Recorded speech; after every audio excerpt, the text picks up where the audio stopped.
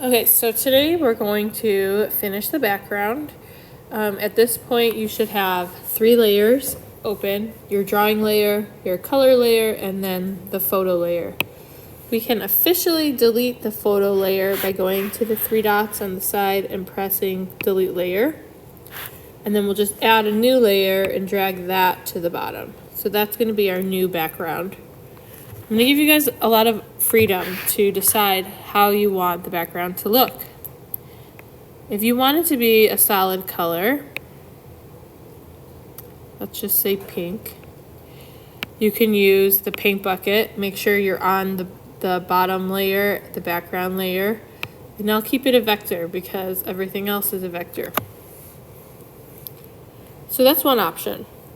Let's say you want to do a gradient. We can create another layer above that. I'm going to create a little box. I'm going to fill that with a darker pink.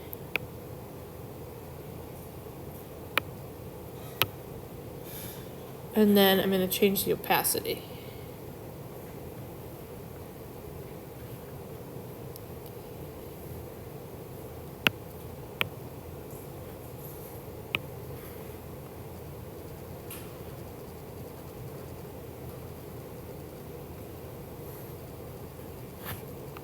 So once I have that, I can press deselect. So it goes from dark to light. There used to be an option in Photoshop, and there still is, but it's not an option in Fresco where you could actually create a gradient.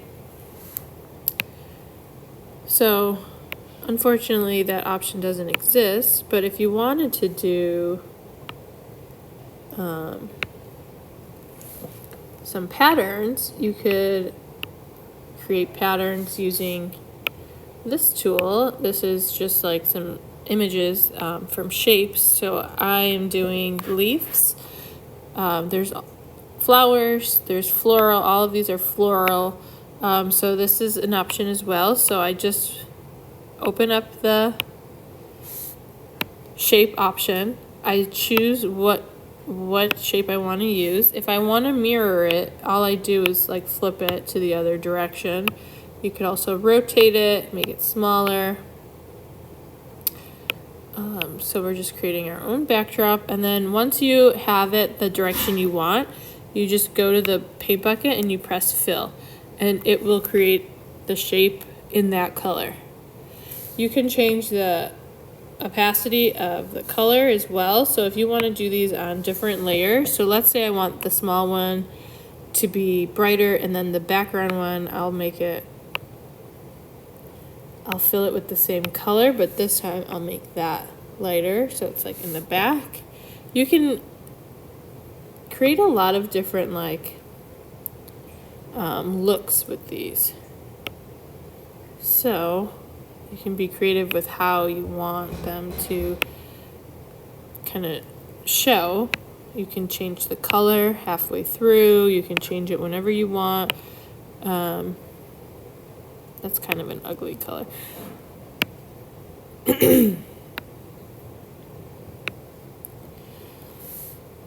Maybe this one I'll do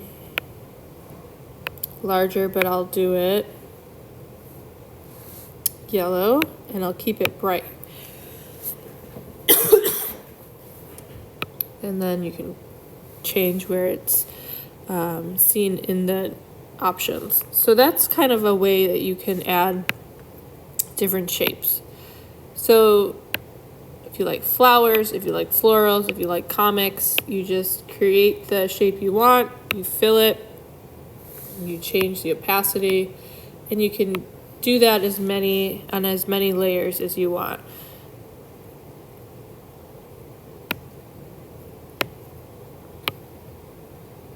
With as many colors as you want. There's really no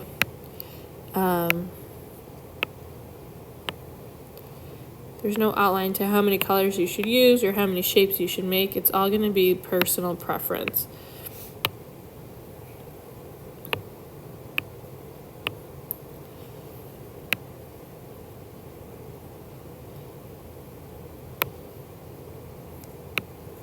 So that's an option with shapes. I think you guys understand that. So I'm giving you guys a bunch of options, and you guys get to pick. I'm deleting all of this because that was just to show you what it would look like if you did a solid color with some shapes. Now I'm going to delete all of my backgrounds that I just made.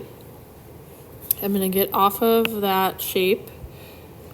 I'm actually going to merge the two layers together. So I'm going to go to my three dots. I'm going to press select multiple, go back to the three dots and merge selected. So now my drawing is on the same layer. I'll create a new layer for the background, and then on that background I'm going to add a photo. So this photo I just found on Google. I just searched like photo backdrops and this is what came out. I liked this photo because it had similar colors as her headband, so I thought it would look nice. Let's just say I like the way this looks. When I save it, I go to publish and export. This is what it would look like. The background would just, kind of be in the back. I'm gonna press done. And then I'm gonna show you the last option. If you don't want to use a photo, you can actually use a drawing that you have already made. So I made this last year. It took a long time, so I'm not expecting them to be this detailed, but it's just another option for people who finish faster than other people and they're waiting to move on. Maybe you want to do something that's a little bit more complicated. So this is a digital drawing of a landscape that I made last year. It's of Italy. When I go to export it, publish and export, this is what it would look like. So those are your three options. You could do a solid color with some shapes, you can do a photo from Google, or you can do a digital drawing. Once you're happy with what it looks like, you go to export it as a JPEG, save image, and that's all. Go ahead and upload that to Schoology. All right.